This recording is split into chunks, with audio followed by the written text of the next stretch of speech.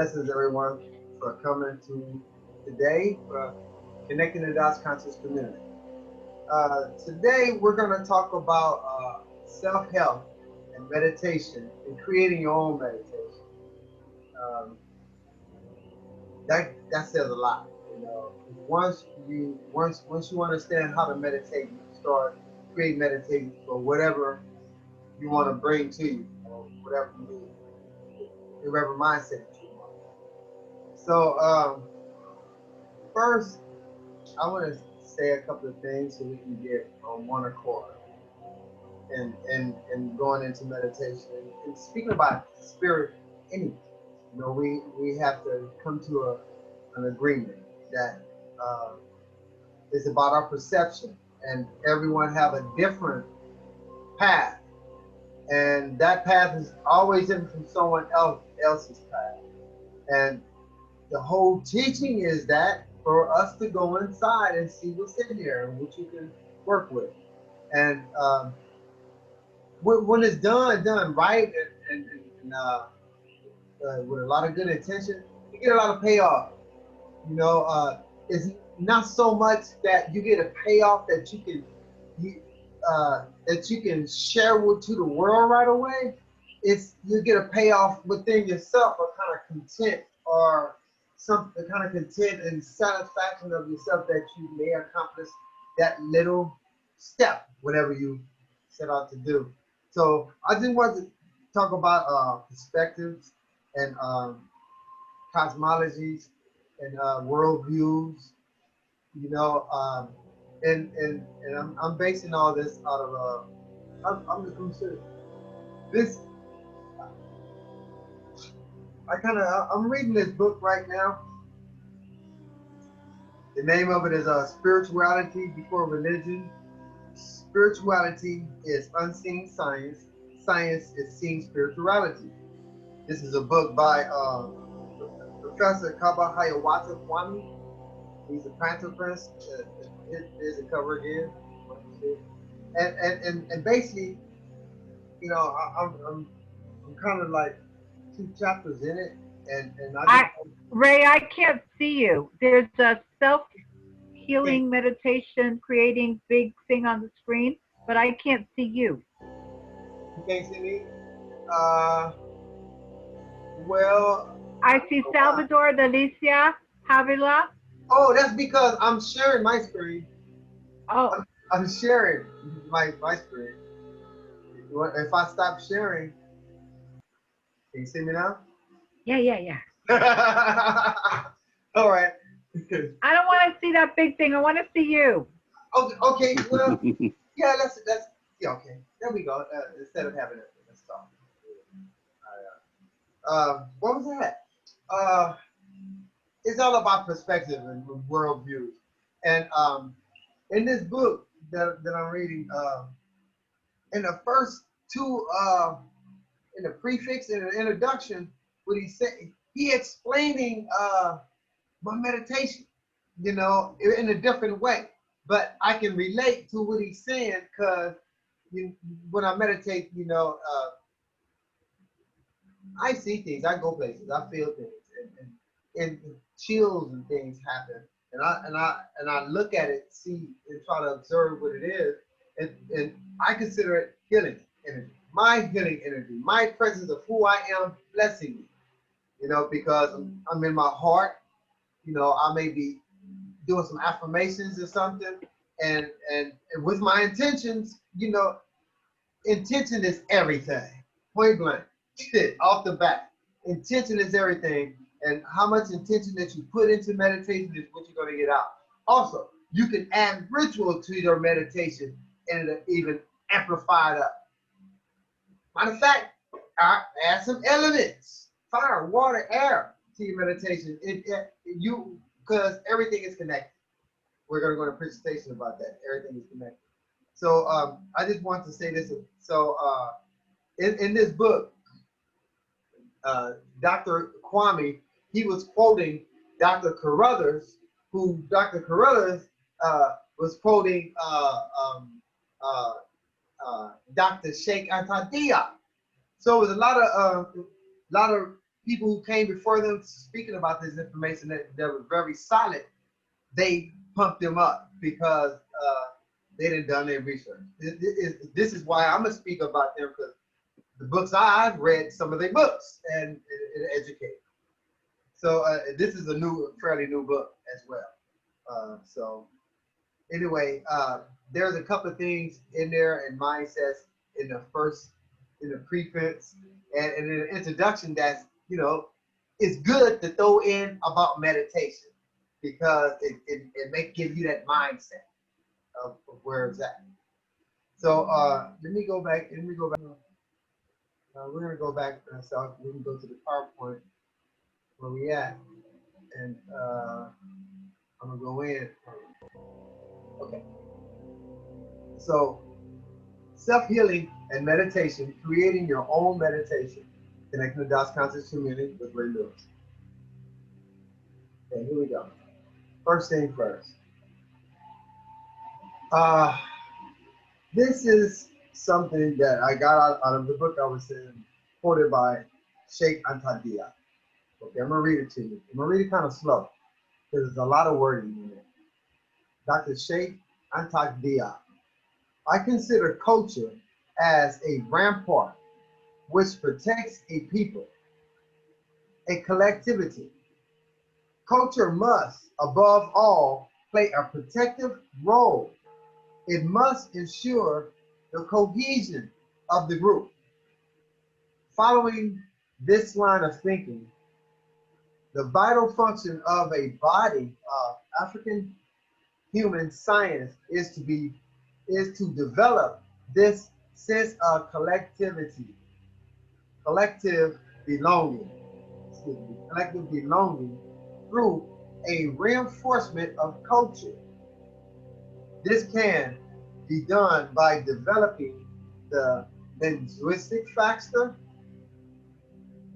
by reestablishing the historical consciousness of African people so as to arrive at a common feeling of belonging to a same culture and historical past.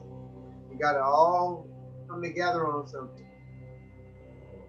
Now, once this is attained, it would become more difficult to divide and rule and to oppose any community against one another. Well, it says any African against another. This is by Dr. Sheikh Anta Diop, and this is what we're talking about. This is meditation is about culture. It's the unseen culture, so to say. Cultures can be broken up in different facets. You can have a seen culture and unseen culture. The unseen culture is like what you do towards your spiritual involvement, because you got to understand the whole continent of Africa, the people in Africa was always a devoted spiritual being. They connected with nature. They observed nature, so to say. They observed nature to the T that it evolved them to understand the planets and stuff, or maybe it's something else. But they observe nature. That's the whole point. Because when you do observe nature, you really connect to everything on the planet because you're one with nature. So a lot of African culture revered nature. So on the other side it says, people without knowledge of their history, origin, or culture is like a tree without roots. If you have no confidence in yourself, you are twice defeated in the race of life. From Marcus Garvey. You got to know where you're coming from. Know thyself. Okay? The true student will read and understand between the lines and gain wisdom. If the light is in you, the light of wisdom will respond in you. We search for understanding of the laws that regulate life has been unending. Yet always just beyond the veil, the higher planes from material man's vision of truth has existed, ready to be simulated, simulated, uh, simulated by those who enlarge their vision by turning inward, not outward, in the search for truth and wisdom. Now that was an excerpt. Anybody? Did that sound familiar to anybody? Because It was we read about this. We should know what this is. absolutely. Everybody, okay, everybody, okay. Well, this is the excerpt. You unmuted, Delisha. You want to try and give a crack at it? This last part, what I read right here, where it says, uh, research for understanding of the laws that regulate life has been unhidden, yet always just beyond the veils of higher planes from material man's vision, the truth has existed, ready to be simulated by those who enlarge their vision by turning inward, not outward, in the search for truth and wisdom. Everybody want to get crack at that? I think besides Avia, I don't want to kill your name. Miss Money, who have not been here. Well, I'm gonna tell you. That's an excerpt out of Emerald Tablets. Yes. Right at the beginning. Right at the beginning. He told us to go inward for the search of everything you need to know. You got to go inward. So, that's why I wanted to put that there. So it always goes, we got to go inward. And when you find some stuff outside, inside you, and you observing it, you're kind of like unpacking it inside you, or while you unpacking it inside you, it'll radiate outside. Right? So outside, the love and wisdom behind it. And, it depends on whatever you're doing. If you're doing something that benefits you, it will happen. If you're doing something to benefit the situation, that will happen. But your intention and all that is the key to this. Next slide. Okay, here's another mindset. So, the entire creation is interconnected. We talked about that earlier. We are all different patterns and vibrations of the same energy. Since each being is a universe, a different pattern, we are all unique out of the very same nature of that pattern. All is mind. The physical universe is a material construct based on the ideas within the mind of the creator, which are ideals of wholeness and wisdom. Okay, so that's kind of like that's pretty good thing to kind of set your anchors on to, understanding that we're living in a kind of ocean of a thought of I would say the creator of the universe, because science has broken down that there are different universes. Different universes are different living consciousness. Planets, rocks, they're all conscious. They say all this is conscious is on a whole nother level. So as we been a universe, each universe is different from every other universe within the galaxy. So it don't stop. Spirit, energy, knowledge, wisdom, understanding always been here and always will be here. People kind of mess up when they try to put a beginning to energy. We already know that energy has never been, it only been created and it always was and always will be. This is one of the anchors of spirituality that a lot of spiritual people and also religious people, they kind of hold on to that. Our energy, our beingness, our energy been here forever. We just through the Vedas they speak of reincarnation, and it's a soul journey that like my soul journey now. I'm on this soul journey. I'm here maybe to share something that I found out through my life, right? And maybe when I complete that, at, at that end, uh, instead of being reincarnated back into this world, there could be a whole nother set of dimensions that's not even of this kind of planet. That's well, a lot of channelers have told us that already. If you listen, if you understand channelers, they'll tell you that the universe is like a holographic. It's a multi-dimensional, is a whole. It's a big cup of soup of interconnectedness. This, yeah, they go in on it. That's basically what they talk about as quantum entanglement. Everything that right here where I'm at now, I exist in multi-dimensional space and time and dimension. And each one of these multi-dimensional space and time and dimensions is me, being me as that, whatever that is. Who knows what that is? Sometimes I meditate on that, and that's I like that. I like meditating on that. I think that's very empowering. Because sometimes I don't. It's not something I set out to do. Sometimes when I'm meditating, it'll just pop up. And that so to say, I'm coming out communing with another part of me. Ray, Yeah. um, there is, there are, for every person, there are belief systems. So one of the belief systems is that when the universe was created, all these sources of energy became planets, space, beings. Uh, some became life, some became minerals, some became gas. And those beings that chose to be embodied in something, whether it be an animal, a being, have the capacity to connect to the original allness that we came from.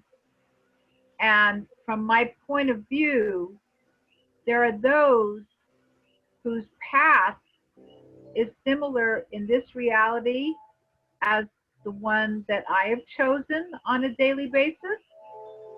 And those are the people that I feel a kinship to more so than the people have decided to have different kinds of paths and different kinds of beliefs and reality. Light bring us to light.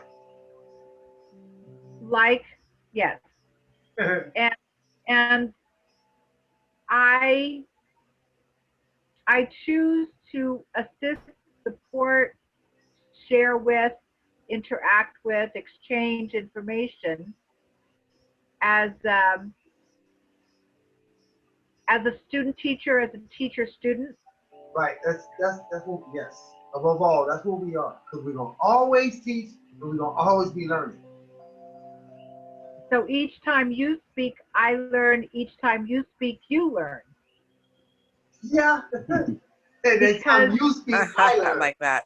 because if you are a seeker of truth, if you are open to the divine perfection, you will inevitably Hit that. be, some people use the word channeling, you will be receiving information which is to benefit you individually and to benefit all of humanity, and also to any being anywhere that is either giving you the information to share or in classrooms or in meditation somewhere in the universe. And so each time we make the choice to be open, to receive, and to be of service, we are uplifting everybody and everything in the universe. Wow. I That's love it. that. That's beautiful. And and segue into this, you left off at a perfect statement, Merlin. And here's this statement right here. Just what you're saying. Okay, this is a thought of the creator. I want to know me. I want to think, see, hear, smell, taste, and feel, but I cannot because I am spirit. I am in potential rest in my eternal space. I want to be and continue to be so that I can know that I am who I am. I am the creator who will know that I am the creator by own, but the only way to know is to come through the physical form.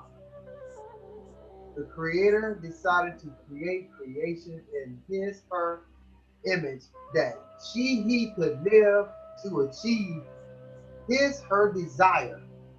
Know thyself to know self.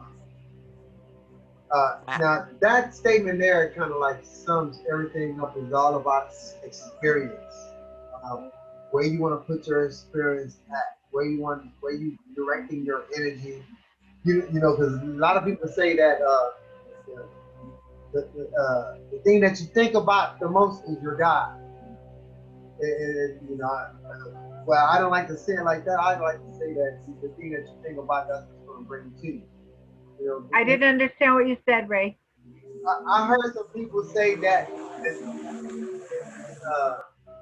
helicopter. I heard people, you know, in conversations and stuff. I heard people say that uh, whatever you're thinking about all the time, that's what you serve. That's your God, right? And then I can understand that. It's the same thing as you said. Whatever you're thinking about all the time, that's what's going to bring back to you. That's what you're emoting out. That's what you're going to receive for the universe. So everything that we're doing and talking about is very interconnected. So you got to see both angles of it. And when you say both angles, how many angles are you looking at it? What would you say? If you're looking at something from two perspectives, totally, how many perspectives are you looking at it from? Anybody want to take that one on? Well, it's a matter of what, sorry, Salvador, but I'll just interject quickly. It's a matter of what you consider looking. Are you looking through your eyes or are you looking through your soul? If you're looking through your soul, there is a 360 To your eyes. circumference. Well, Well, we're gonna keep it both ways. Both ways. This answer, both ways is right. Without this, you can see it as this. I'm not saying I'm right. You can see it as this. Or it can be something else. Uh, when you're looking at something from both angles, you're looking at it from three perspectives. Because one, you're looking at it from this angle, you're looking at it from this angle, and you gotta have a third perspective so you can have some depth into it. So, you know, kind of keep that in the back of your head that when you're observing two things, there's a third, the observer. And then sometimes it may be a fourth, the observer, you know, the oversoul. You know, so when you start looking at yourself in multi-dimensional facets, it kind of expand your brain about look, and then when you meditate on these things, it just expands your consciousness of your beingness. You know, I consider beingness as a cosmic term. I would say being, you know, but what, here's an example. Just find your state of beingness. If I would say that to somebody, you know, we really need to find our state of beingness. I, why I'm saying that is what I'm kind of referring to. Find your cosmic state. You know, that cosmic harmony that you went to when you know that you're connected to everything. That's when your flute is blowing right. Or your violin is playing right. Because the body is an instrument. And when energy flows through it, your chakras open up and may vibrate that sound. You know, it's something to think about. We could be also that we could be walking avatars that's connected to the ether field, And this ether field is like the ocean, and above that ocean, there's another dimension of where your body consciousness is being projected from. You know, that's the only way you can explain a holographic universe. When people talk about holographic universe, that means it's being projected from something.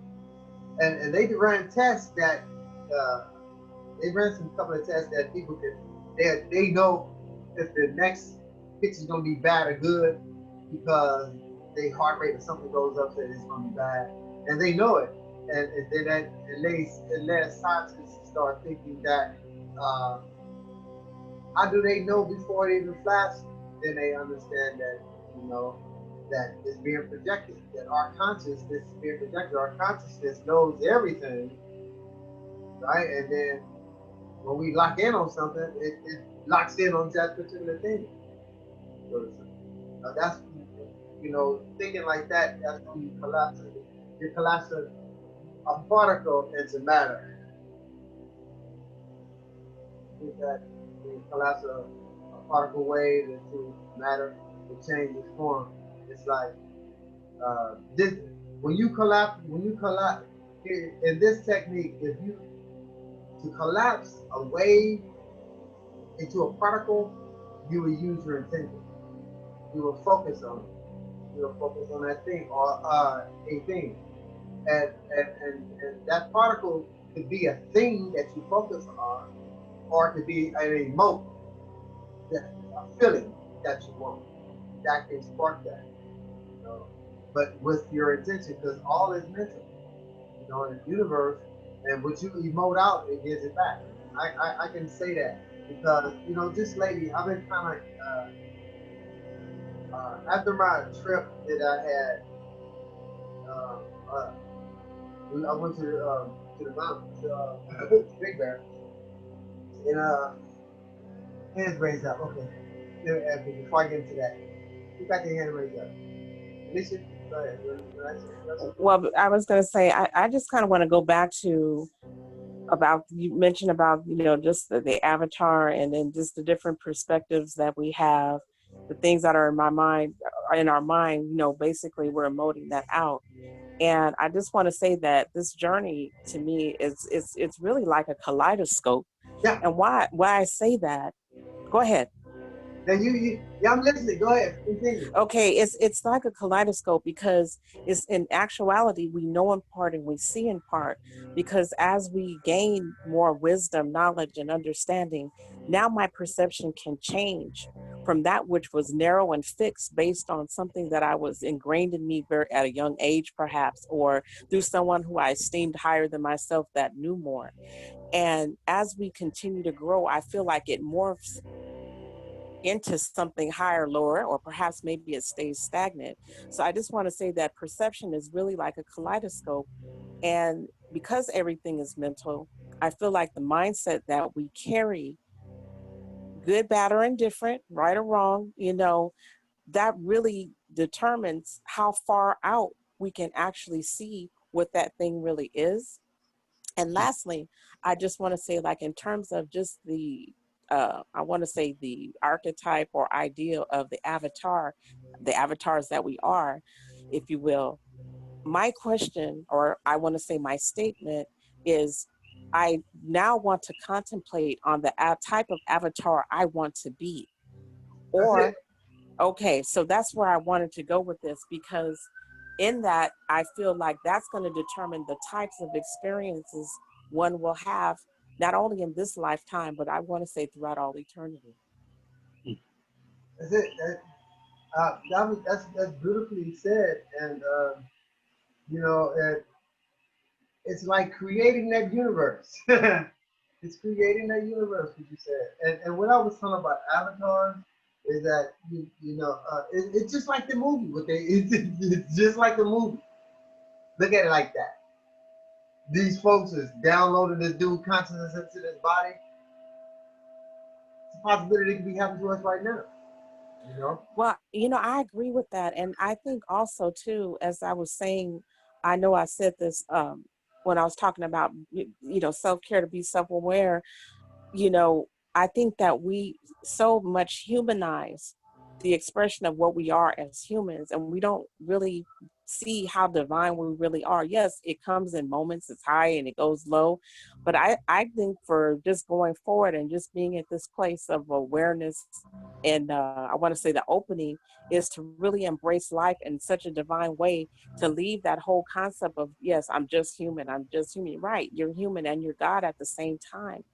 And so I just want to say I'm learning to know myself outside of just feeling and what the history has been, but I want to look forward to what the future holds in terms of this expression in this physical body and beyond.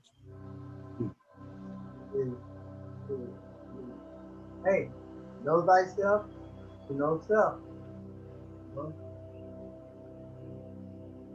gonna move on to the next slide. Okay, after we went through all that jargon, that's the academic part of the brain. That's the left side of the brain. We just work with the left side of it. And now we gotta balance it out and work with the right side. With the right side of the brain. This is my left side of my brain, this is my right side. Okay, so the left side, this is mathematics, reading, logic, and the right side is abstract, just letting it go and seeing what's practical, seeing what's up. So in that, you know, I, I, uh, I, uh, I don't know who invented this kind of meditation here, but I know I've read it somewhere, and it's just everywhere, everywhere. And I just I can't remember the name of when I read into it, but I kept this meditation. This is like this is the this is the second meditation I ever learned. The first meditation I learned was this one over here. Let's okay then. Let's go back. Let's do it the way I learned meditation. Right. The first way I learned to meditate, Buddhism book. I can't remember the name of Buddhism book. Buddhist Jews, Buddhist the Jews of Buddhism, something like that. Buddhist wisdom, Buddhist Jews. I read that book. I read that book in prison. Yeah. I read that book in prison. I came across that book in prison, and I came across a lot of books in prison, and that's where I learned meditating. And this is my first meditation that I learned, the 10-count breath. And a 10-count breath is like that. The music is making it changes for me indeed. Okay, okay.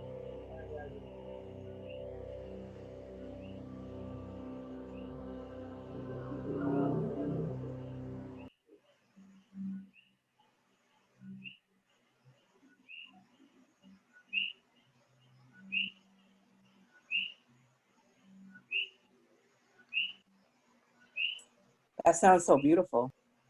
What? Sound like a cricket or a bird or something. Something chirping.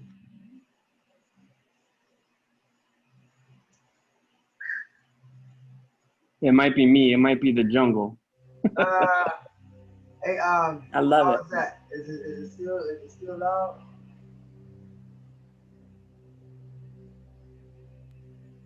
Perfect. Yes, thank you. It's better. It's harder to hear you, and I've got to put the earphones on with the background. I wasn't getting every word. I had to pull the words out to understand what you were saying. Okay. Well, I can't just set the music off. I kind of like hearing it.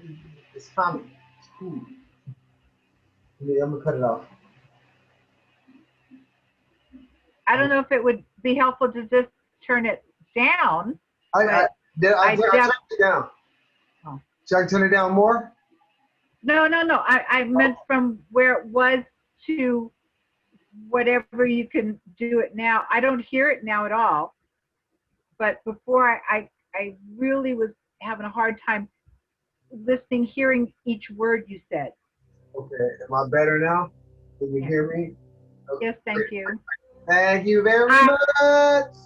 I listen to meditation music 24/7. I have my binaural beats. I'll show you really quickly. Can you see it? Yeah. So I have those on all the time. You're in with the in crowd. but I turn the music, the sound off, and see the screen. And then when I'm not doing something and it's just me, I put the music back on. But for me, I want to hear your voice. I want to connect with you, listen, feel it more. That's just me. You're gonna hear exactly what I'm talking about. Perfectly clear. Okay. Okay. Like what I was saying. I learned to meditate in prison. I had a little time in there, and I meditate very. That's why I like meditating. I wasn't in prison. I wasn't. I escaped that mud.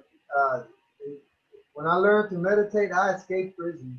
I, I escaped any kind of imprisonment. I was beyond that. Still is. And people probably look at me real crazy because I don't know. I just think differently. Just think differently. You know, not negative. I don't think I'm a negative person, but I know that I'll say no. You know, my no is no. That comes with the discipline I had to keep making me meditate. And I got to get back on that. Okay, this is the first meditation I learned, the 10 count breath. All right, the 10 count breath is very simple, but it's very effective. If you do it right. In meditate, I'm going to say this. In meditating, the simplest meditators are the most powerful. Don't make it difficult. Make it real easy. Make it real easy. And the 10 count breath is make sure that you are seated or lying down in a comfortable position. Now here we go. Your first breath, just inhale normally, exhale normally is 2. When you inhale, that's 1. And when you exhale, that's 2. Repeat this process all the way up to you get to 10. So what you are doing, you are literally counting your breath. That is a powerful meditation. It brings a lot of focus, clarity. You have to try that, and time kind of it stretches and then it gets short. A lot of things happen when you're focusing on your breathing, and then sometimes well, to me it happened naturally. When I go into a meditation, I start off with my 3 counts and I do the 10 count. After that, your body tend to take over. My body tend to take over. Everybody's different, but what I'm saying here is that we have to figure out some kind of practice to do every day, and towards meditation or doing some kind of ritual, some kind of spiritual connection that you're doing this here from my spiritual connection. You got to ritualize something. If you could start doing that every day, meditate at least 2 times a day, go in a good meditation, you will see things change. Things just change. Things just change. It changes on what you emoting, what you feeling on. And so, all right, the 10 count breath. Okay, just inhale normally is 1. Exhale normally is 2.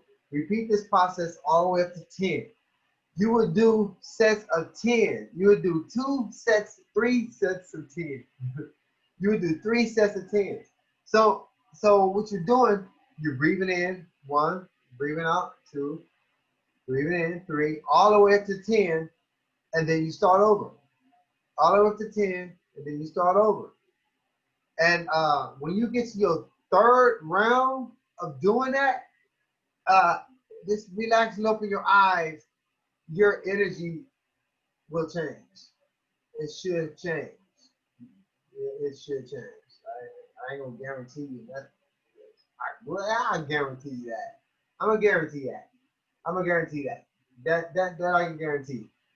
If you was to sit down for 3 minutes, however long it takes for you to do 10, 3 sets of 10 breathing, you will feel different from when you start. Also, with the 3 cleansing breath, I added the cleansing breath later. I used to always, for a long time, the 10 count breath was the beginning of my meditation. I sit down and I do 3 sets of that. That kind of like clear the monkey mind off and that get me cool. And I was like, yeah, I can do it. And for some reason, something just cut on. And then something cut on, and I'm just observing. I'm there. I'm just observing and taking it all in. And a lot of times in my meditation, I have intent to do things to relax, and then sometimes the intent go, and then my meditation just take me to somewhere like cool that I've never been. Not visually seeing anything, just a stateness, a feelingness.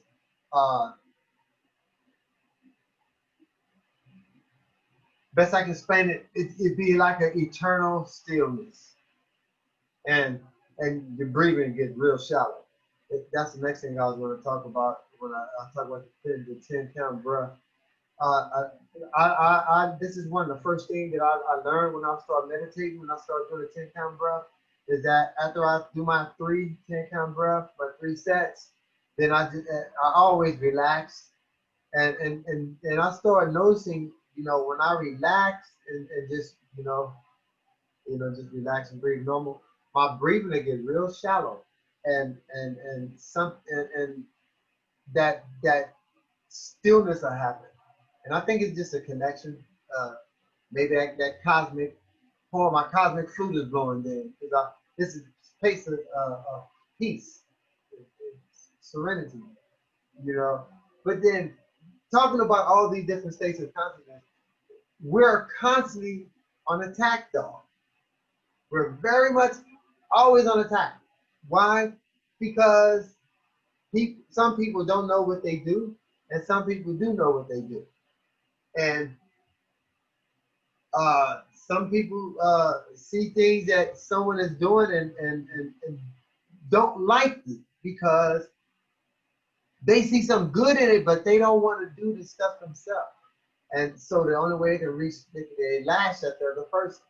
And in other words, that you can be the greatest meditator of all, but the thing of it is to hold your composure, and it gets hard.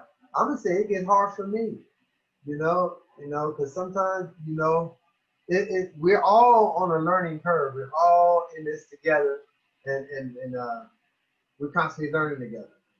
I didn't mean to keep ranting. I just started ranting on that one. So that was a 10 count breath. So, and then I want to do these. So let me go into the 3 count. Okay, the 3 cleansing breath. Okay, this is the 3 cleansing breath explained. The 3 cleansing breath. Make sure you're seated or lying down in a comfortable position. First breath. Inhale through your nose slowly and deeply.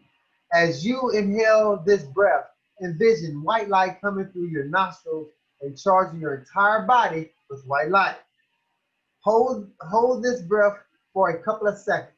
Note, as you're holding this breath, you're charging yourself with divine love and light. So that's the first part of that. So, maybe old Dave came through. Okay, so that's the first step of this meditation. The first step of this meditation is how you inhale through your nose. So that's where you can put your attention is at. How you're inhaling through your nose, and when you inhale through your nose, what is it doing for you? And what is happening? What is you envisioning doing? Because you're going to start the 3 cleansing breath with your eyes closed. All right? keeping your eyes closed is a lot less distraction. But there are also open eye meditations as well. But this one is a closed eye meditation. So that first breath, you inhale through your nose slowly and deeply. As you inhale this breath, envision white light coming through your nostrils and charging your entire body with white light. Now this white light can be gold light, green light, yellow light. However, because light is nothing but a frequency. Light is like the car, and what's the knowledge is on that light. The light is like it's taking the knowledge somewhere, you know, like the sun. Look at it like that. The sun ray is coming to you. The sun ray is coming to you is like the car, and the energy, the data that's inside that light ray is like the passenger, the pilot going somewhere. Then when it gets to you, it tells you what's up. It's like when you sun gaze. Sun gaze. I don't know if anybody ever sun gaze. Raise your hands up, sun gaze. Okay. Well, okay, remember. Okay. Now, here's a phenomenon. Okay, somebody raise your hand. Baby, raise your hand. You got a question? No, I've also sun gazed. You also sun gaze. Yep. Okay. So, now let's talk about this. Let's talk about this, sun gazers. Have y'all ever encountered the phenomenon when the sun is blinking at you or pulsating like you, or you notice the little black part in the sun? Anybody ever experienced that? It happens. It happens. The black dot, yes. Okay, the black dot, yeah. Okay. Go ahead, bro. I've been on the beach, sun gazing, and it felt like the sun came at me. Yeah, that's it. And I actually Jump went back Right, that's because it felt like it came right at me, and I thought it. yeah, it was intense. That's beautiful. The sun is communicating with you. It's conscious. You know, that's one thing about a lot of this real ancient traditional knowledge that's coming from Kemet, because that's kind of where I anchor my school of thought with ancient Nubia, Kemet, really the whole continent of Africa, because all their spiritualities they combine in one big thing. They may have a different name, but the energy is still the same. So, yeah, the sun winks at you. The sun winks at you. Okay, that's your first breath. Okay, now exhale with a good sound of release.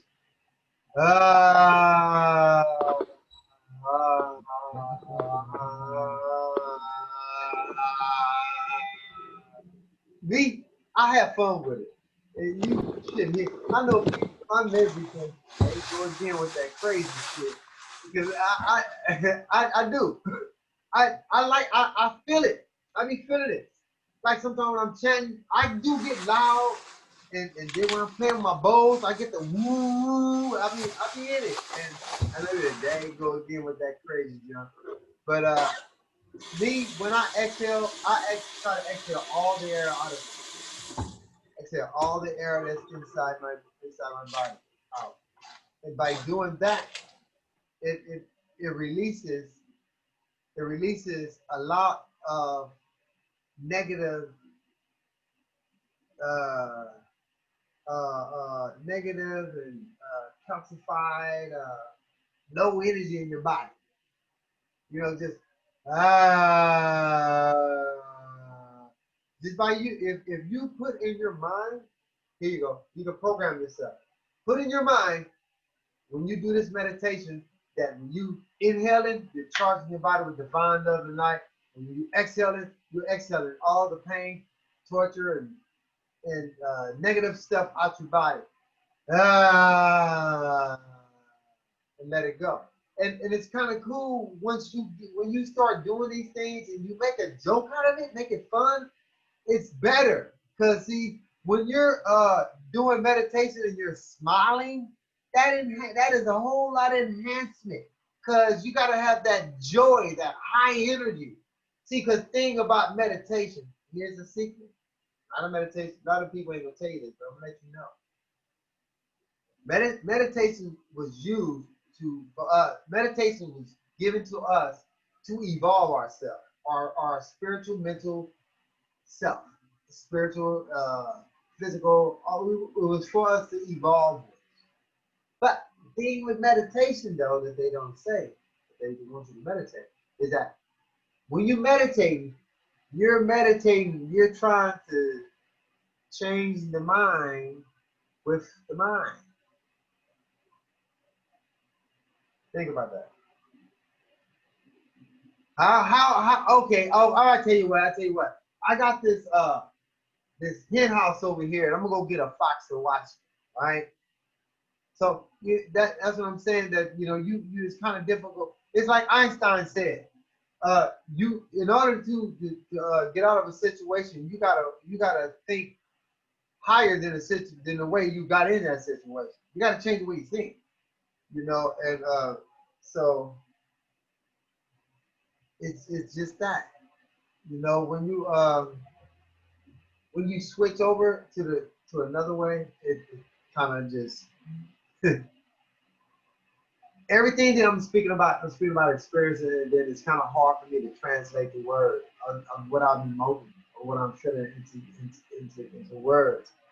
But it's a lot of thought and energy that I'm just trying to get the right word to say what I'm trying to say.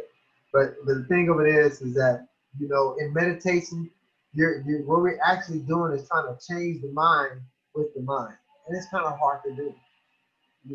It's like you can do that, and a whole lot of work can do that.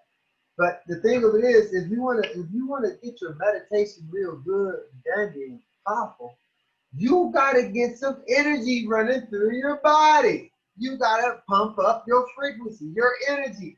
And when your energy is pumped up, then you close your eyes and you just focus on the third eye. Lights may appear, because that energy is circulating in your body, and now you're focused on your concentration because you got some energy in your brain, that your brain is working a little bit more, and now your mind is like, well, shit, something's going on down there, and you're exercising your higher mind. In other words, that's what you're doing. So I would say that's why every time when I meditate, I chant, because see, chanting brings in the energy. You got to have energy. Also, I took a program with Dr. Michael Cotton, and he got the source code meditation, and I've been doing that. And that powerful off the bat. It's getting energy to the higher brain to make the higher brain work and think differently. Really, I'm doing it. I've been doing that, man, and I'm like, I don't need to be doing none of this stuff that I'm doing now. I need to be doing something even more greater. That's where I'm at. And I'm like, well, shit, what could be more greater? And I guess that's for me to figure out. That's what I guess that's what I'm here to figure out. Yeah. I just kind of like told myself something on another level. Let me get back to these 3 count breaths. Okay, we got a hand up. Okay, go ahead. Who's that, brother? There's a lot of sound coming from. Okay, yeah, I'll mute it. It's muted. It's muted. Okay. All right. So let me go back over this. I know I'm doing a lot of talking, right?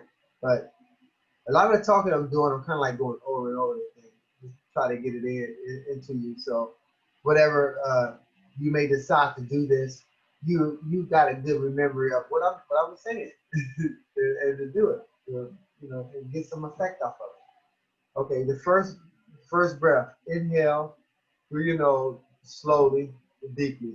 As you inhale this breath, envision white light coming through your nose and charging your entire body with white light or gold light.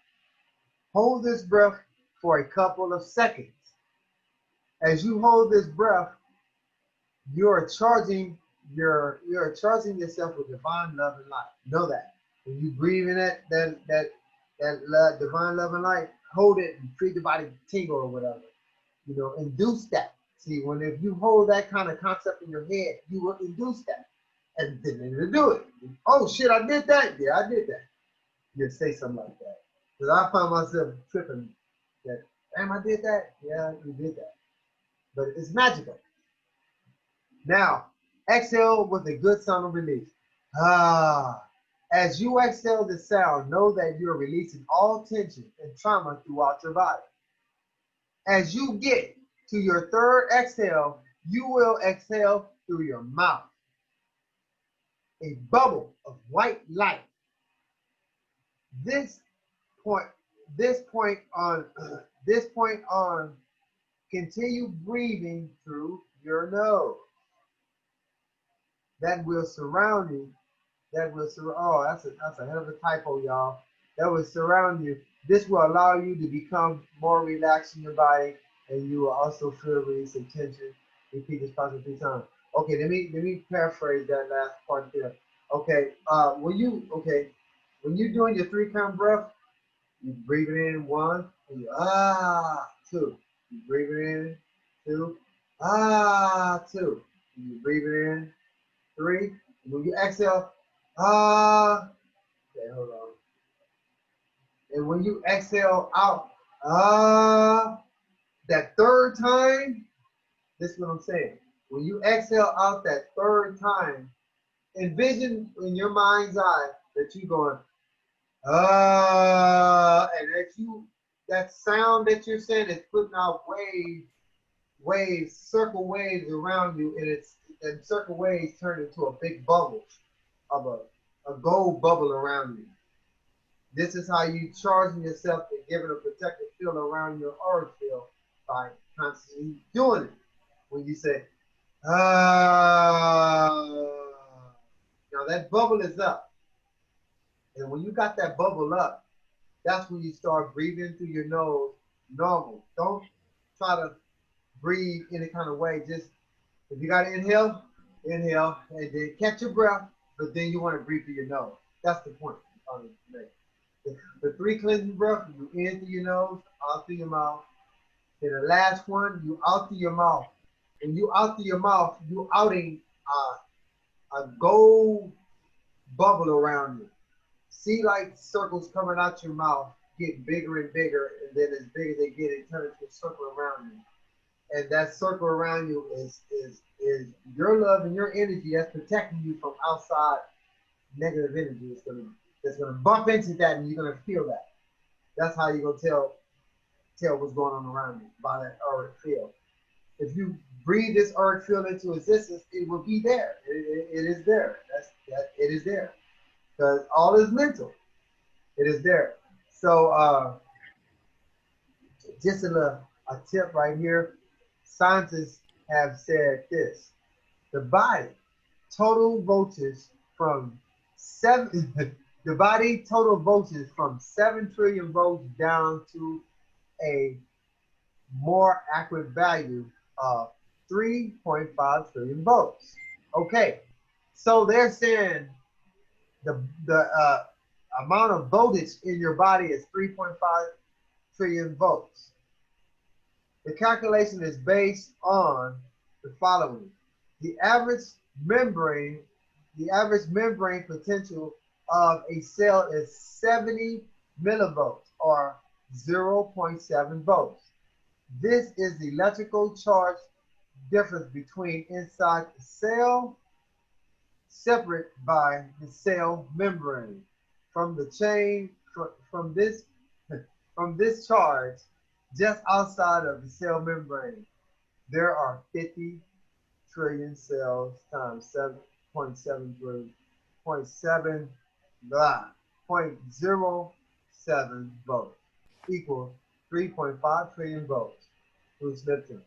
What he was saying in this, I think I had a typo in there too, is what he's saying that they did not measure the whole cell.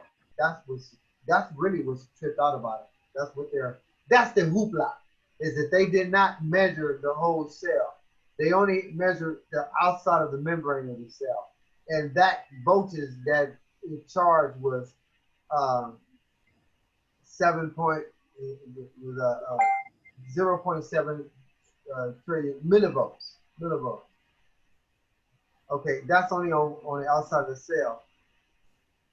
Yeah, this is I updated this, but I put the wrong one in. So I gotta explain this a little bit more on this, because this is not the accurate one. I have two slides.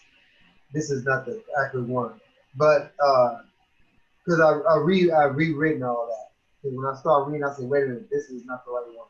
So what off my memory, what this was saying is that Dr. Bruce Lipton team, what they did was they separated some cells from each other, and they got one cell, and they measured the electrical energy, the electrical voltage of the cell membrane, of that one cell membrane, not the complete cell. I don't know why, but not the complete cell. They just said the cell membrane, and the cell membrane was 0.7 volts.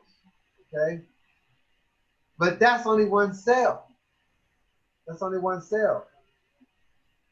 If you combine all 50 trillion cells together, all the cells together, and by this equation, all the cells together, there's 50 trillion cells in your body, and they amplify and they tested the voltage of the cell membrane, not the cell, just the cell membrane, and it equaled up to 3.5 trillion volts.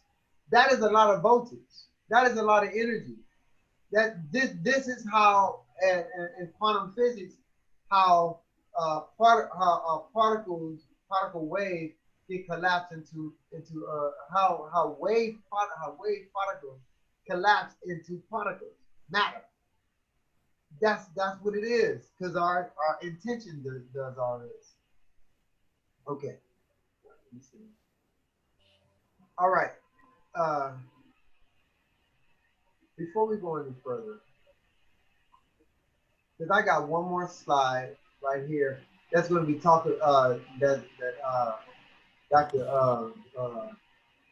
Deepak Chopra was speaking about the energy centers. But this one right here, this page right here is a meditation right here, and I would like to do it. I like to lead y'all through this meditation. You know. Okay. Anybody want to do it?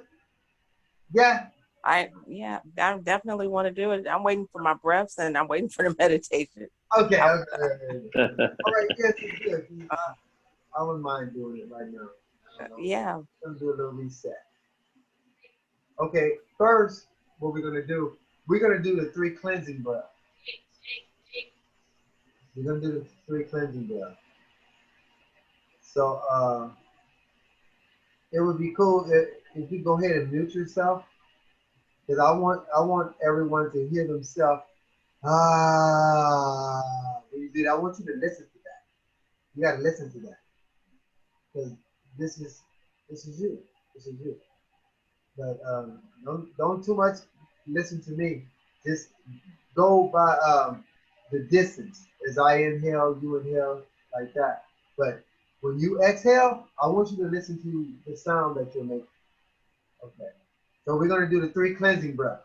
Okay, we're gonna sit up straight or lay down, whatever. And Ms. Havea, I know you're still driving, so just bear with us.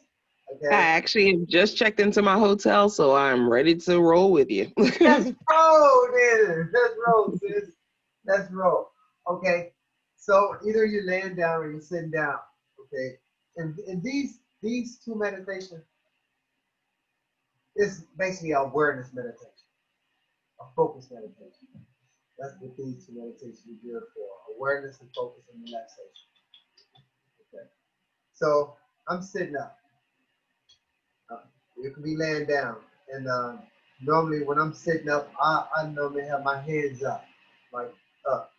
That's in a receiving formation that I'm receiving. So, okay, and whenever time that you meditate, here, keep this in mind. When in doubt, breathe out. That's a known factor you should keep in your mind is when you start to meditate, you don't know if to inhale or exhale. Just when in doubt, breathe out. And then that inhale, I'll be your one. Okay. So you relax, close your eyes.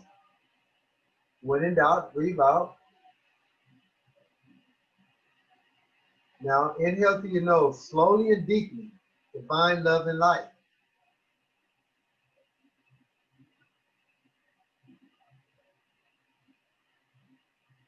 Feel the light charge your body. Now hold it. Exhale.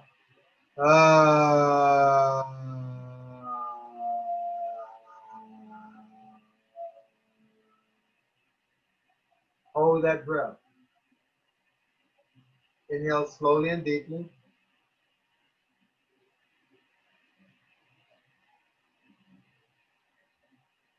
Hold it. Exhale.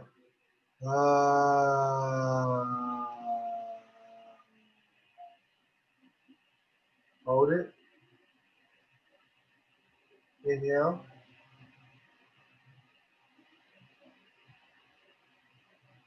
Hold it. Remember, when you exhale this time, see a bubble of golden light coming out your mouth that's surrounding your entire body. Exhale.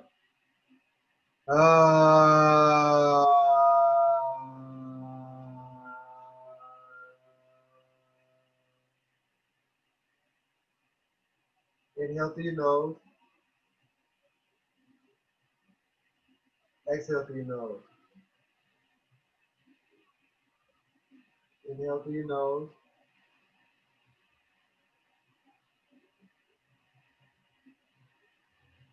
Exhale through your nose. Continue to breathe normal. Feel how your body feels. Take any awareness of any pain, aches, pain. You can move through it. Make a big inhale right now. Inhale. Exhale. Just breathe normal now. Feel your body. Now we're going to go into the 10 count. We're going to do 3 sets of 10. All right, we're going to start on the inhale as 1. Inhale.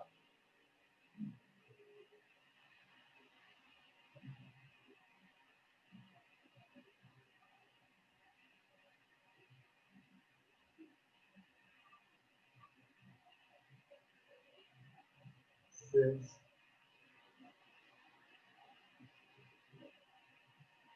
8.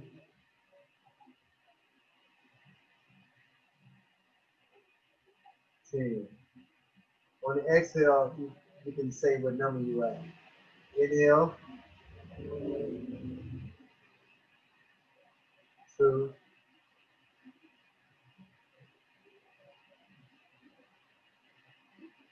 4.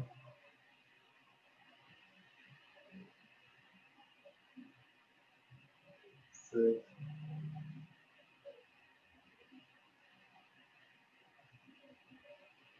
7. 8.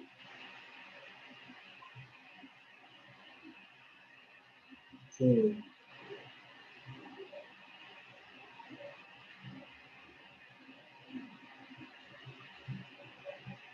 2.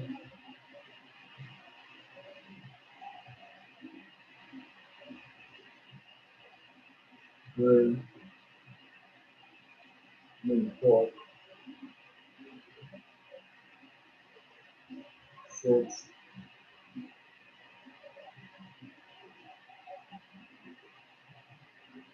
8.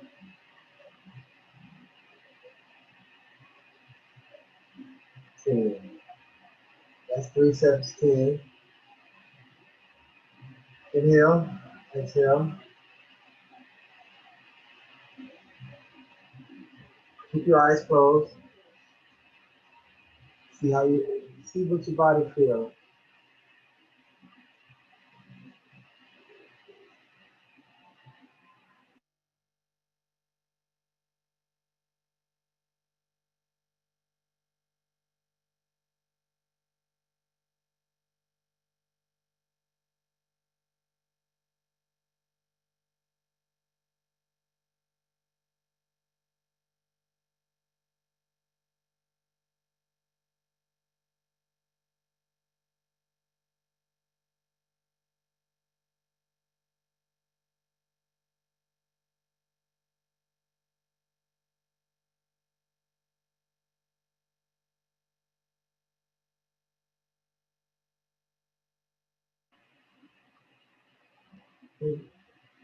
Okay, you can open your eyes now.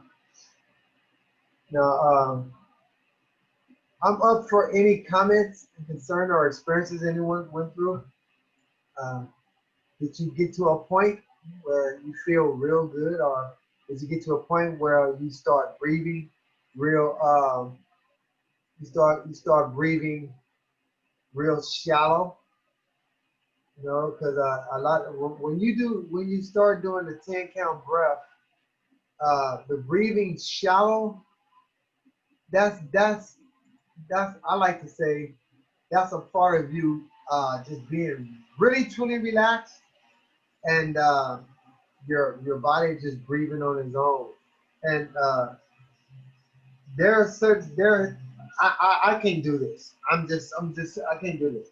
I'm speaking of I heard great teachers that does this, meditate teachers, that they get into such a relaxed state that they know they hardly ever breathing. They're not breathing.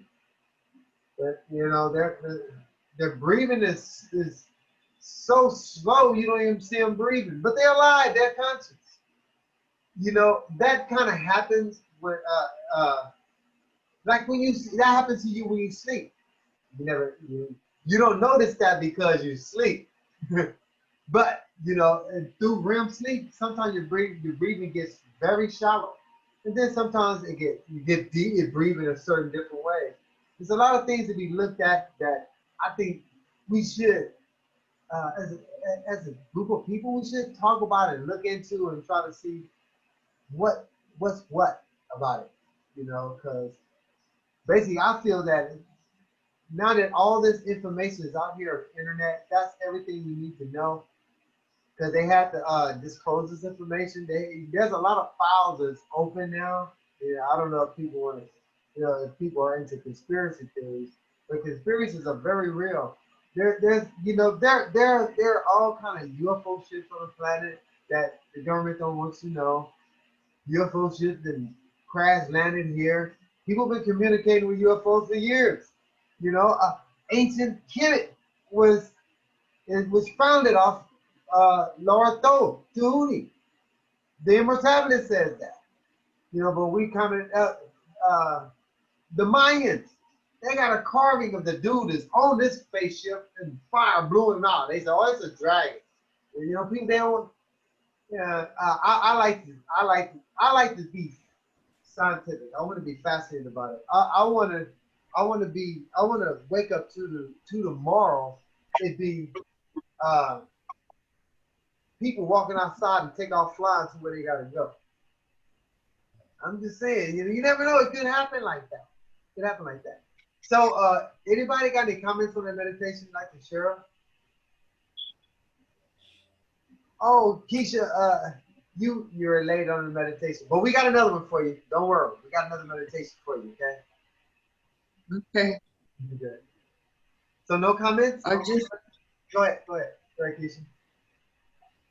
Oh no, I didn't know what you was talking about at first. Well, we just did a meditation, the 10 count meditation and the 3 cleansings meditation. Well, just a brief understanding of this. This 3 count breath. Well, let me tell you. Let me say how I learned this. I learned the 10 count breath first. That's the first meditation that I ever learned. And the 10 count breath meditation is just this. First breath, just inhale normally. That's 1. Exhale normally is 2. Inhale and just repeat the process. Just count your breath. That's it. Count up to 10. And you do 3 sets of these. Do 3 sets of these. And at the third set, you're going to be in a different state. You should be in a different state. Okay.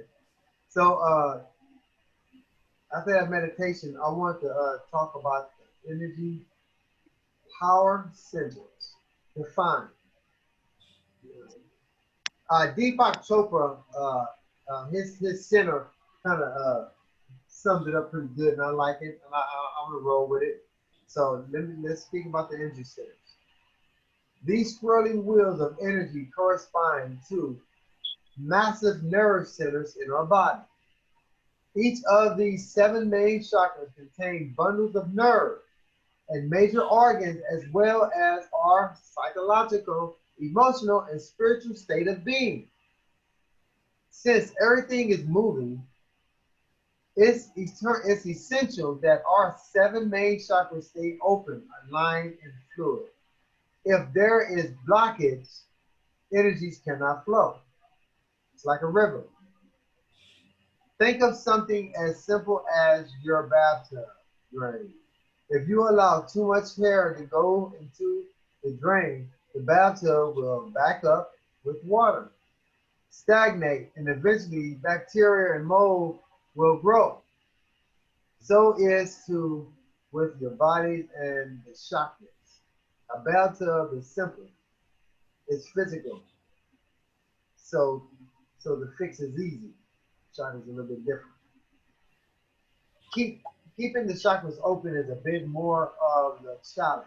Okay, so this is where how we got to stay on our guards, and this part here really it defines that golden bubble that we had around our eye, around us, the golden bubble around us, where we exhale. Keeping a chakra open is a bit more of the challenge, but not so difficult when you have awareness. Since mind, body, and soul and spirit are intimately connected, awareness of any imbalance in one area will help bring the others back into balance. That's somewhat like self-diagnosis. And your body will tell you these things. Your body will tell you these things. Okay. Now this is where I was getting at on the energy centers, the chakras. This is the reset. This is part of the reset that was downloaded to me, and it was downloaded to me and said, go and do this. Go do this in the Leimert Park. Then go down and still go and do it. Keep doing it. And I kept doing it. And now I'm doing it over the internet. This was the reset was it was given to me to be transferred in physical form, you know, because it was more of an energetic transfer. Also, by us talking about these things, and I believe it was meant for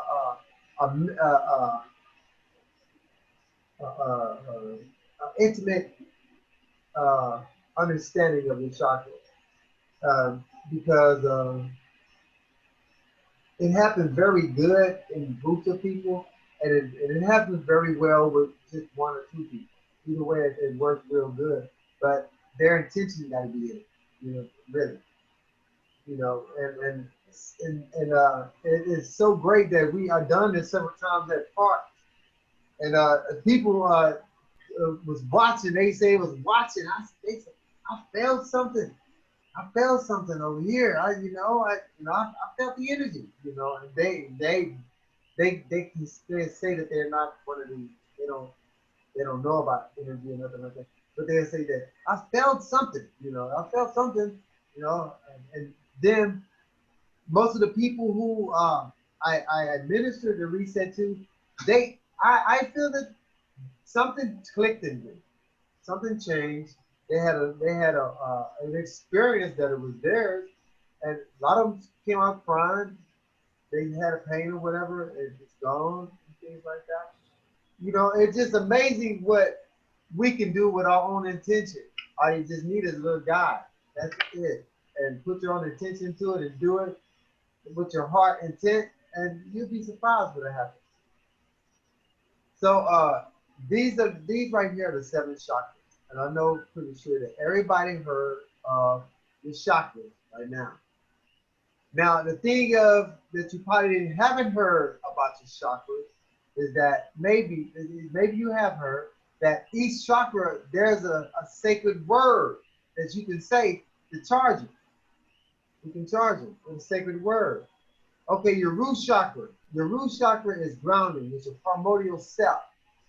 The sacred chant for root is la.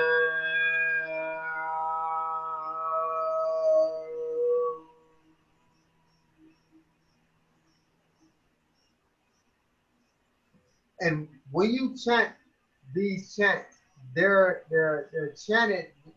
Okay, the way you chant them is however your heart says chant them. And also, what you want to do is you want to draw it out. Draw out the L, A, and the M, and then a You know, you want to hear all of that. La.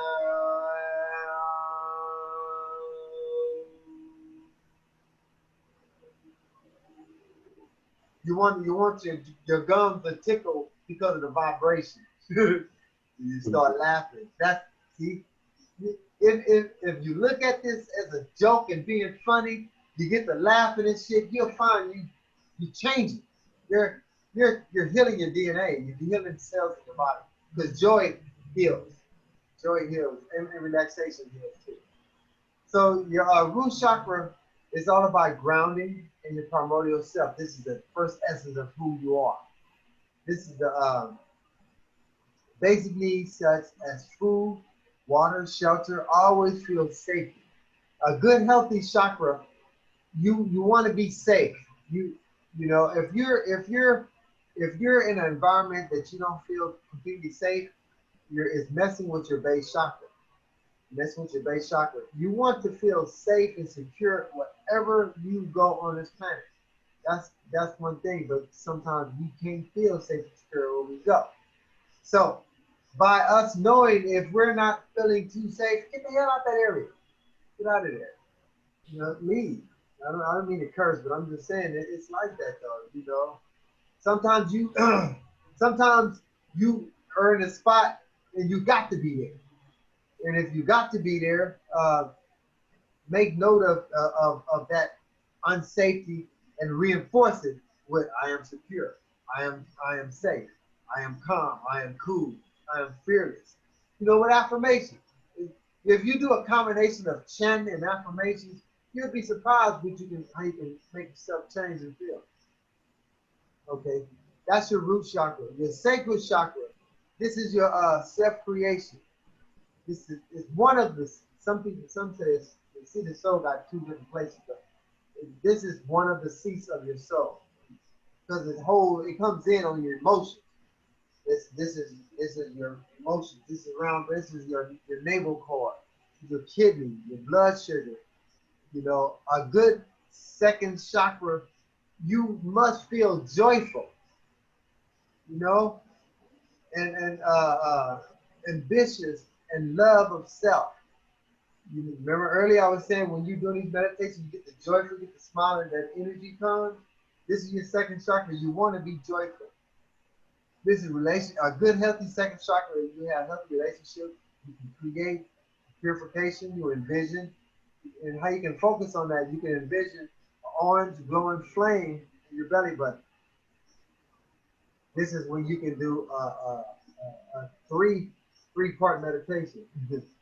And those are powerful, three-part meditations. And all this that I'm speaking about, do some patchwork on yourself and try some of it. You know, a three-part meditation is that you combining chanting with visualization and meditation. So you're meditating on that golden flame or the red flame. It depends on whatever chakra that you concentrate on, or you can concentrate on all 7 of them at the same time. You don't have to go through just once. Some, but I'm not saying don't, but you can do it all at once. But if you go through one at a time, it's kind of cool. The third is your solar plex chakra. This is where your wisdom, your willpower. You chant. Okay, well, I did say VAM. Your second chakra is VAM. VAM. VAM.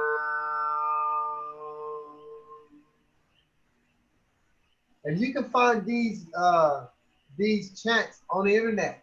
Just say sacred chakra chants, and they will come up. Bam, bam, ram, yam, hum, om, and om.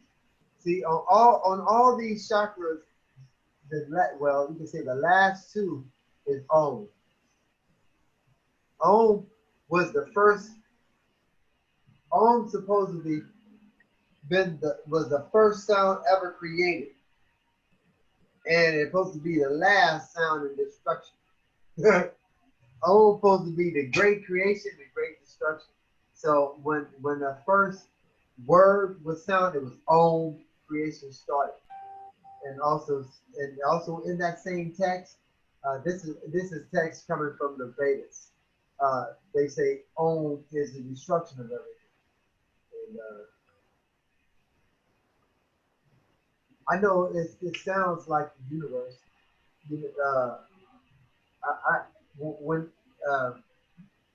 And not this Om, but Ayum was my first chant. Well, not really. Well, the first chant I ever learned was the Hare Krishna chant, and what was that? I forgot. It was a Buddhism chant, but it wasn't out of Buddhism. Somebody just created that and they said it was a faction of Buddhism, but it wasn't. Something I can't remember. Are you talking about Nam Myoho Renge Kyo? Right. That is not a Buddhist chant. I don't. But are you talking about that one? Yes. Those are 2 chants. Those are the first 2 chants that I ever learned. First one I learned was Hare Krishna, Hare Krishna, Krishna, Krishna. And I learned that as a kid. They got the beach. Yeah. I learned that at the beach at Green Beach when I was a young kid, seeing them doing that. No, the first place I ever seen it was at the airport. I was 7 years old, and they had and I liked it. For some reason, they just seemed cool to me. I liked it because they were jamming. It was just carefree, and so me and my nephews always sing that. And that was one of the first chants I learned. But I didn't start chanting that chant seriously until I came of age. But you can always go on the internet and look up sacred chants for your chakras. And they come up with, ram, yam. And so your heart chakra is love, gratitude, forgiveness. That chant is yam, like candy yam. Yeah. And a lot of these chants, all I can say is you got to do them. And when you do them, you'll feel it. You understand what's going on. Your throat chakra is clear communication and feelings and thoughts. It's hum. All these yam, lamb, if you say them, they're going to resonate in that area. Like your throat, hum. Ain't that your throat? Hum. And your heart, yam. That's right here. Your solar plex, ram. That goes right here. Your sacral chakra, bam. That goes right here. And your root, lamb. That goes way down there. If you say these in a certain way, you will feel that it is connected to those areas. And when you sense and feel that connection to those areas, when you say these words, go even more in it, because the more intention that you put into it, the more energy that you put into that chakra, and you'll come out hyped up. And so that was the reset. Now, how I used to do the reset, I did it 3 different ways. I used to do it with the first time I did it was with the bows, with some silver bows, and I let the person do it. I saged them. It was a very simple process. I just saged them, I smudged them, I said a prayer for the angels to come in and guide us. I asked our higher self to ask their higher self to come in and guide us in this healing exercise. Then I asked them, are you ready? And then I say the first thing I say, well, we're gonna close your eyes now, and you're gonna see the color red. Close your eyes and envision the color red. And I just start hitting the bells, around them, and say, keep telling them, envision the color red. Then I tell them this color red represents your base chakra, and I go over what the base chakra means, and then we go to the sacral chakra. I tell them envision the color of orange, see the orange glowing, in your mind's eye. Make your mind's eye all orange, or it can be an orange dot, an orange circle, either way. But the point was when I played the bells, and then they also is they're sensing that color, and they're talking about that chakra.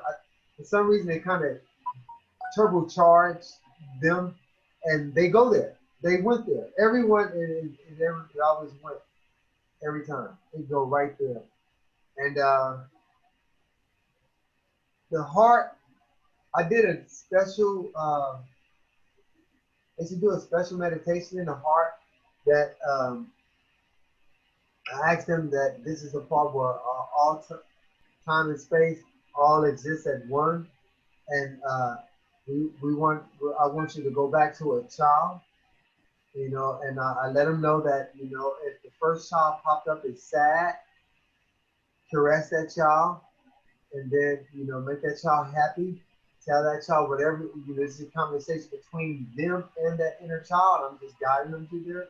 And come in the miraculous thing about it, once you sit somebody and calm them down and sit them down and relax and smudge them some sage, they like, wow. Then they start closing their eyes and you talk to them this kind of way. They literally create that in their head. And almost every single one, when we get to the heart and we talk about the inner child, they all bust out crying. They all bust out crying because I feel that a lot of people need some child inner work, because that's where a lot of trauma starts at. We're traumatized when we're coming out the womb. That ain't natural. a lot of stuff, things is not natural, and it traumatizes us. When I was initiated to Kundalini Reiki, there's a modality that is birth trauma Reiki that and I did birth trauma Reiki on myself, and I uncovered some trauma that I never knew that I had, and the funny part of it was the trauma that me giving my mother pain when I was being born. I was sad because I gave my mother pain being born, and I feel that was it, because when I was doing birth trauma Reiki on myself, I was observing it. I was in a room, she was having it, and that's what came to me, is that I felt sad for sending her through all this pain. Yeah. And I didn't even know that, and what's so cool about it, I wish my mom was living now, because it's a lot of things that I know now that I would like to talk to her about. So my mom, I'm gonna say this, my mom was something else. She was something else. She went to church. She wasn't an avid church person, but she was a mystical woman. She taught me how to meditate at the end. Well, I don't think it was. I think what she was doing is not meditating. I think she was trying to connect me with my Kundalini energy at a young age. Because now I know that's what it was, because by me being initiated to it, me meditating on it, I tend to go back and I can see what she was doing. Because in Kundalini Reiki, when I was listening to it, you know, we got our back straight up and erect, and you know, it's for us to feel the energy coming up through our feet, and through our legs, and through our chakras at the back of our neck and up to the top of our head. It's just going in a circle, you know, just spinning, you know. And in that meditation, it just reminded me of when I was a kid and my mother was telling me, sit up, you know, just breathe. And she was just sitting down looking at me, you know. So whatever she was seeing, I knew that was what she knew. But I was being a kid and she was telling me to do this, sit up. And I was, and she told me, I was sitting in the cross-legged seated, said, sit, and said, just relax, baby, breathe, sit. Keep your body straight like this. Keep your body straight like this. That's how she kept saying, keep your body straight. Keep your body straight. And I was doing it, and I felt something. I know what it was, but you know, I was like, who's that? And then I let it for a minute, then I stopped. And then I remember her saying, you gotta stay there longer. I remember that. And I'll never forget that. And I think we went through that about 3 times that I remember. I don't know, probably was a lot more, but I just remember 3 times we went through that. And I remember in the end when I'm doing like this, then I guess my mind come up, I'm gonna do something else. She'll say, you gotta stay there longer. You gotta stay there longer. So in essence, what I'm saying, our body is a community. It's a live community of different organisms, different energy, electromagnetic energy, communicating with each other, communicating on the outside. That's connected to all our DNA and all our ancestors. We're like a computer chip with all the data of everyone in our life that's implanted in us. And our consciousness is really just touching the surface of the motherboard, what you said. I got a question. Goodbye, Merlin. She's leaving, y'all. I said, no, I'm saying that's not Merlin, that's Elena.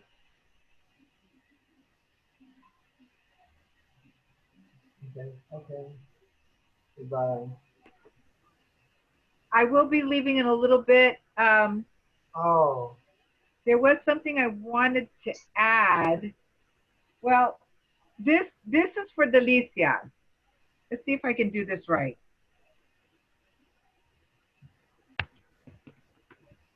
Where are you?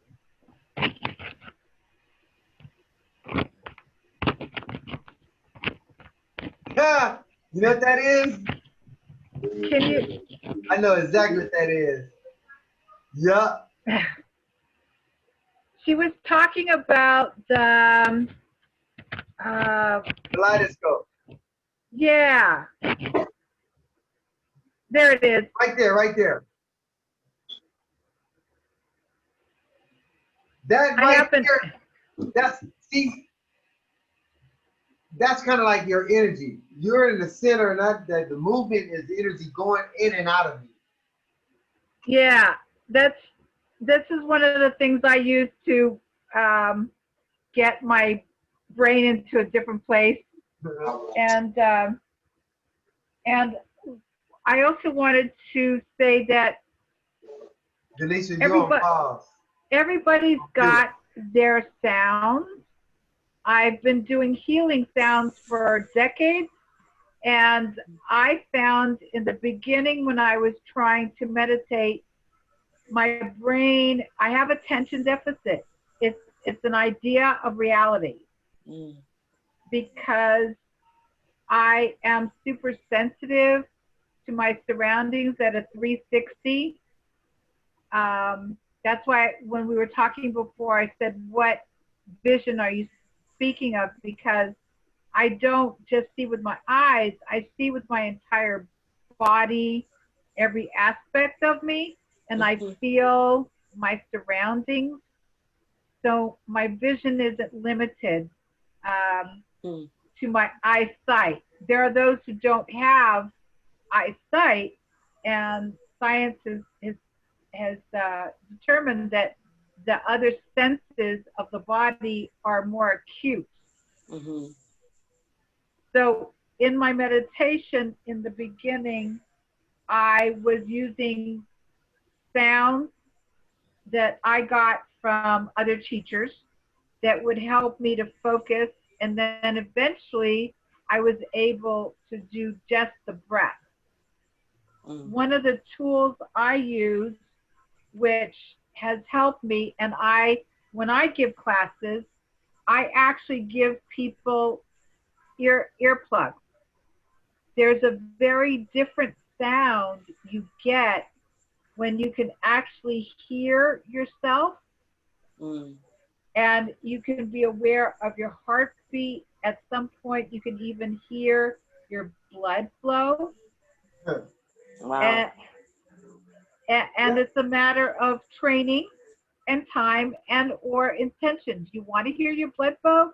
Do you want to hear your heartbeat? It's up to you what you're going to focus on. For me, I've decided to listen, and that's how I can quiet, because I think so much. Meditation for me is listening and being ready in a state of awe of what can happen beyond my limited point of view up until that moment. And then I don't have as limited a point of view. Every time I meditate or listen to a teacher, my point of view opens up even further. So meditation for me is the gift of having a much better life while I'm in the 3D world. I don't believe that our teachers before us have been able to give a definition to the sounds of the universe. We're somewhat limited to our understanding of reality through our body, no matter what the teacher is. And so other realities, other bodies don't have the same sound. They don't have the same vibrations per se. That's just what I understand. Each time a teacher teaches me, I get another understanding, and then I decide what is the appropriate reality for me for my particular sojourn. Does that make sense to you? Yes. I agree. Yeah, no, I agree. Yes. Say everyone, let's do this. Let's do this chant. Let's chant to each one of these chakras. Okay. The thing of it is, we're gonna chant each one of these 3 times. 3 times. And we're gonna go on. And before each time we go to the next one, I'm gonna set us up where we at, what color we're gonna look at. So just you're gonna close your eyes. Close your eyes. You can mute yourself and listen to yourself chant this out. Try to hang with me. I'm gonna try to draw out my chants as long as I can, and not too long. And I want you to try to chant as long as you can with me. But if you can't, go ahead and inhale. Go ahead and breathe. If I'm steady going, go ahead and start over to your next one. But I'm not gonna try to go too long. I'm gonna just try to stretch it out. For some people may get, because what happens though, sometimes when you be chanting things, you may feel like I ain't gonna feel it chanting. You'll get up into it for some reason. Your body just does strange things. That's a lot, especially when you're trying to tap into a part of yourself that you haven't been used to. It manifests up in your face, kind of spooky. You don't know what it is. So just be aware of that. Be open. Be an open mind. Have an open mind and open heart to this information that we're saying, and just try it. Just try it. Try it for yourself. And really don't try to wait for you're in a bad situation to do this. Start now, right? In the morning, when you get up in the morning, you ain't doing nothing. Go ahead and get these in. Breathe, get your meditation in, get your breathing exercise in, and watch how you feel coming up out of it. Okay.